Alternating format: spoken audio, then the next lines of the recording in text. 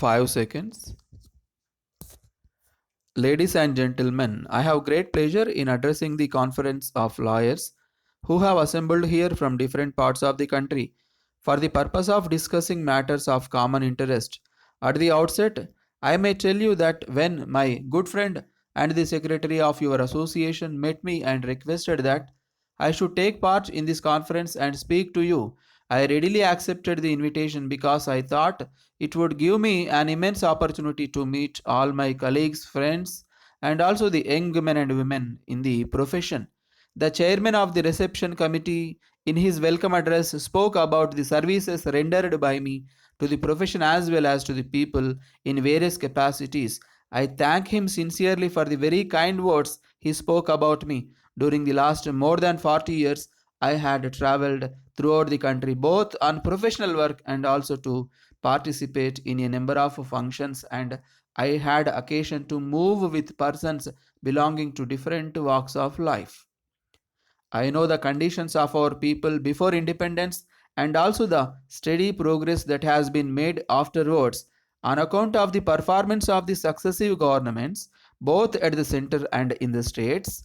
On this occasion, I remember with gratitude the great sacrifices made by our leader for the liberation of our country from foreign domination and pay my humble respects to those great men and women because I feel that the tremendous developments that had taken place in our country would not have been possible but for their sacrifices.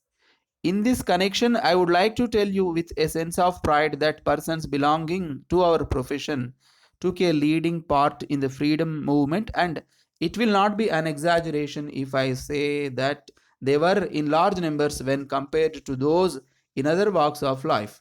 That was in these days lawyers in forefront of the freedom struggle and took upon themselves the responsibilities of shaping the public opinion against the foreign rule by uniting the people irrespective of caste, language, or religion for a common purpose.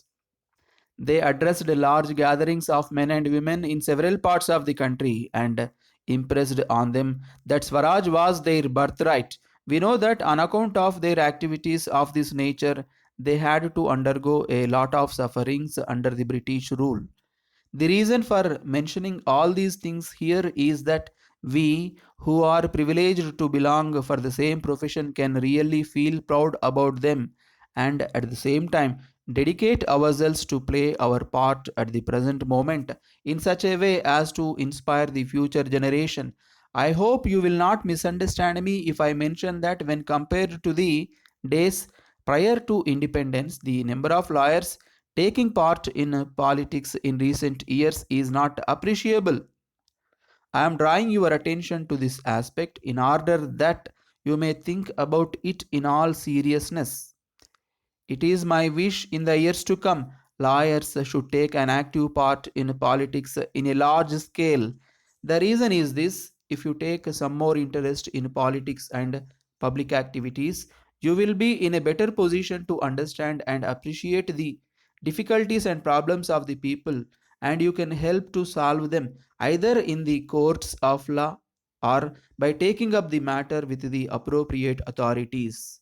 In them, people will have great respect and regard for you, and I have no doubt that in course of time many of you will have ample opportunities to rise up to positions of power and responsibility. It is also my desire that more and more lawyers should stand for elections to local bodies, state legislatures, and parliament. And I am sure that with their knowledge of law and public matters, they can serve the people better. My advice is that a lawyer should serve the people in such a matter that he should be regarded by them as their friend, philosopher, and guide. You belong to a noble profession because you will have to fight for justice whenever and whatever injustice is done to any member of the public in a democratic setup. It is up to you to realize the sacred task.